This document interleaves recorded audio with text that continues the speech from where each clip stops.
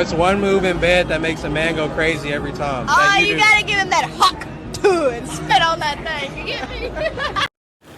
Well, what's up, Delilah Survivor Gang? Well, it looks like we are finding out bits and pieces of what they have as far as evidence go. So it says cracking smartphone passcodes in the Sean Honeycombs case.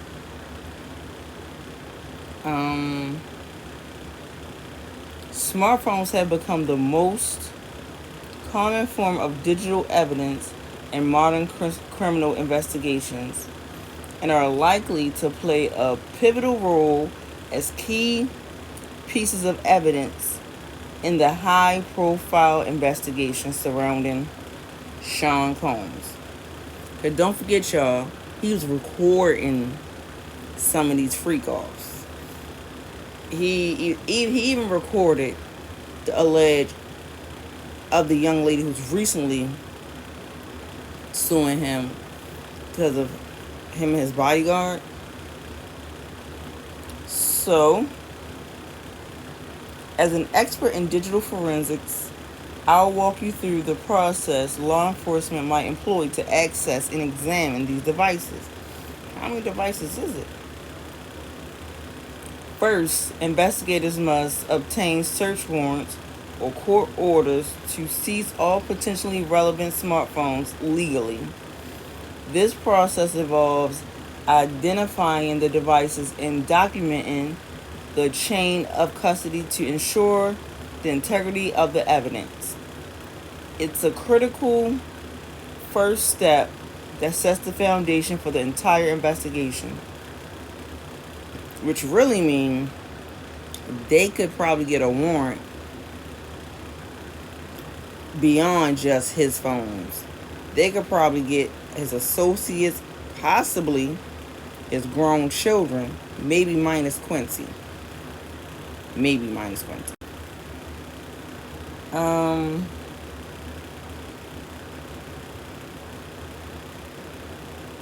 There's still another roadblock to gaining access to the evidence on the devices: modern smartphone encryption.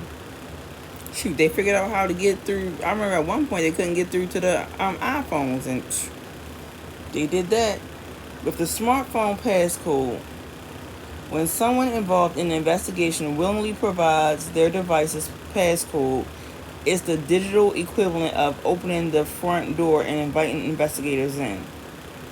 I've seen that plenty of times with my true crime stories. Yeah, what's your passcode? When possessing the passcode, investigators can perform a straightforward data extraction. They simply unlock the device and quick and comprehensive access to the device's contents, including user data, app information, and system files. Just remember, just because it says snapshot only on that app for 24 hours, that don't mean sugar, honey, iced tea. I've watched enough shows to find that out. The extraction process is relatively fast, often completed within a few hours, I've seen that too, depending on the device's storage capacity. This approach preserves data integrity that allows for the most complete data extraction possible, including the recovery of deleted files and data. Tell y'all. Okay, without the smartphone passcode, investigators must resort to more complex methods. They typically employ specialized tools like Cellebrite or Magnet Forensics Gray Key to bypass the device's security measures. Cellebrite and Gray Key are advanced digital forensics tools law enforcement and government agents use to crack passcodes and recover data from the mobile devices when investigators don't have the device's passcodes.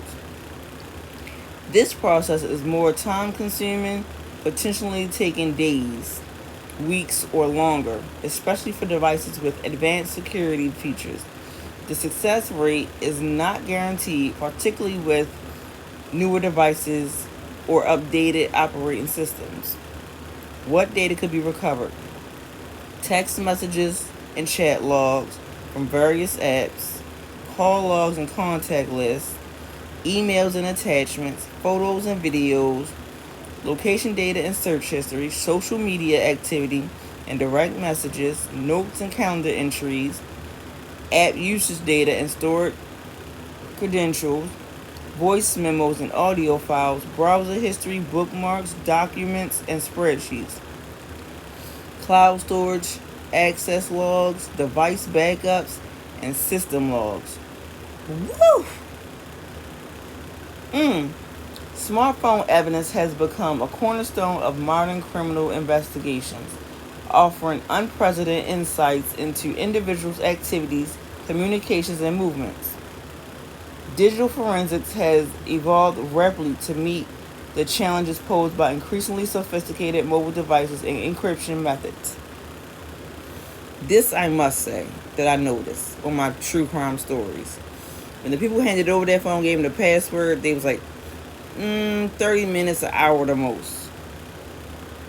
And people so willing to give up their passcode just for the simple fact they want their phone right back. So, the question is, whose phones are they going to be taking? I'm pretty sure they have his phones already. Who knows how many? Maybe the bodyguard that he allegedly, that younger lady with.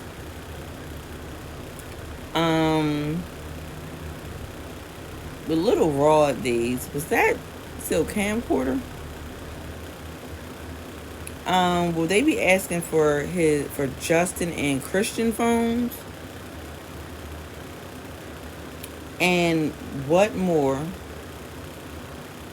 are they trying to find? Are they trying to find? Because I know I read they're trying to identify some of these people that's in the footage they already watched.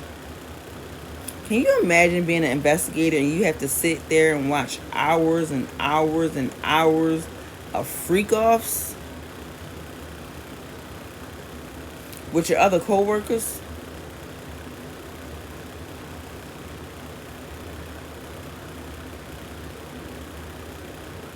And then I also read that a lot of these celebrities that had dealings with him could be doing the whole strategic PR stunt. It's better to stay silent than to voice your opinion and then the investigators go looking right at you. So that short I posted with Ray J talking, should have shut your mouth, Ray J. Talking about you ain't never seen, none of y'all ever seen anything like that or what they're saying going on. Ray J, really? Really? Are we as people, are we that have saw the ins and outs of your relationship with Princess Love supposed to believe that you're not on those tapes? I don't know, y'all. I'm going to end it right here. Well, I wanted to come back to y'all about that whole Boosie thing, but that story seemed kind of boring, so I don't know. But just like water and the sun, I'm out of here, coach.